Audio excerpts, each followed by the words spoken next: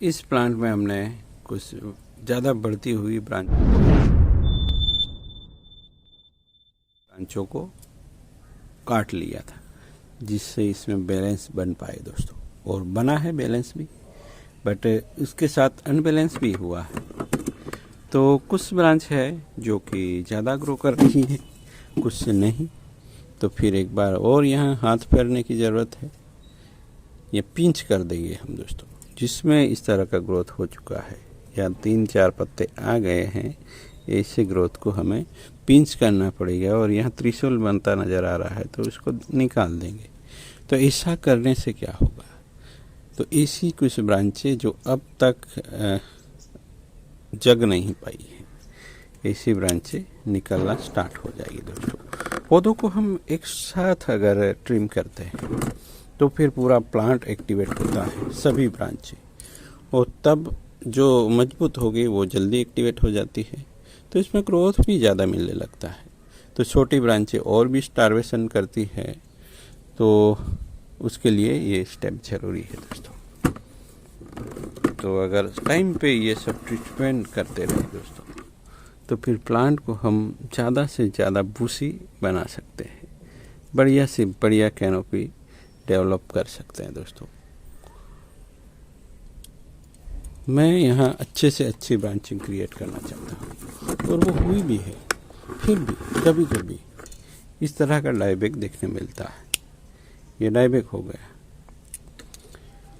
तो इस तरह करने से प्लांट पूरी तरह बैलेंस में रहता है।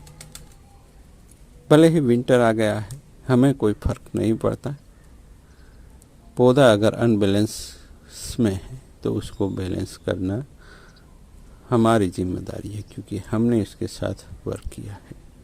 तो उसको सही तरीके से ग्रो करवाना भी हमारी जिम्मेदारी है, टाइम पे खाद पानी देना वगैरह। तो यहाँ कुछ दिन पहले हमने कुछ सॉइल मिक्स दिया था, जिसमें एनिमल मैन्योर था। इसकी वजह से भी ये एक्टिवेट होने में प्लांट को हेल्प मिलती है दोस्तों।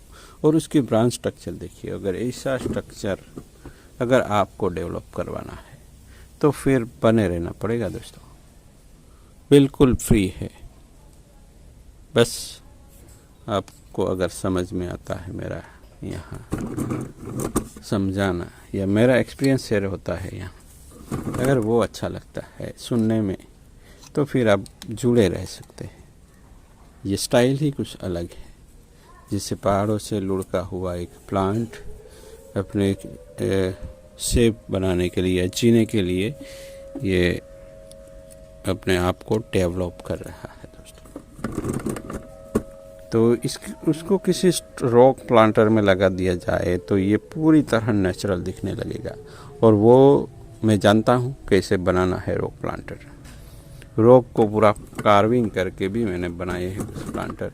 तो ऐसे ही किसी प्लांटर इसके लिए डिज़ाइन करूँगा, या फिर मैं सीमेंट पॉट भी बना सकता हूँ उसके डिज़ाइन के मुताबिक दोस्तों, पूरे फ्लो लाइन में। तो ये उसमें ही कहीं खो जाएगा, नेचुरल दिखेगा। तो इसी तरह से कुछ अलग स्टाइल करना है, ऐसी ब्रांच डेवलप करवानी है, तो फिर जुड़े रहना पड़ेगा दोस्तों। क्योंकि ये सब चीज़ें जो मैं यहाँ शेयर करता हूँ, वो आप लोगों को किसी क्लास में सीखने को नहीं मिलेगी। क्योंकि क्लास 1-2 करेंगे फिर लोग रुक जाते हैं, ये नेवर एंडिंग वाली प्रोसेस है। तो सीखना कभी बंद नहीं होता, और जितना ज़्यादा सीखेंगे इतना अपनी आर्ट को एनहांस कर सकते हैं हम दोस्तों। जितना ज़्यादा सीखेंगे, हम जितना सीखते हैं उतना ही समझ पाते हैं।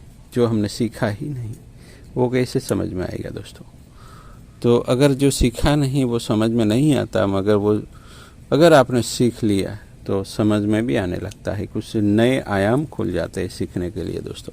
तो हमेशा बने रहे, सीखते रहे, सिखाते रहे। सिखाने में भी मज़ा है, मैं भी कुछ सीख लेता हूँ यहाँ।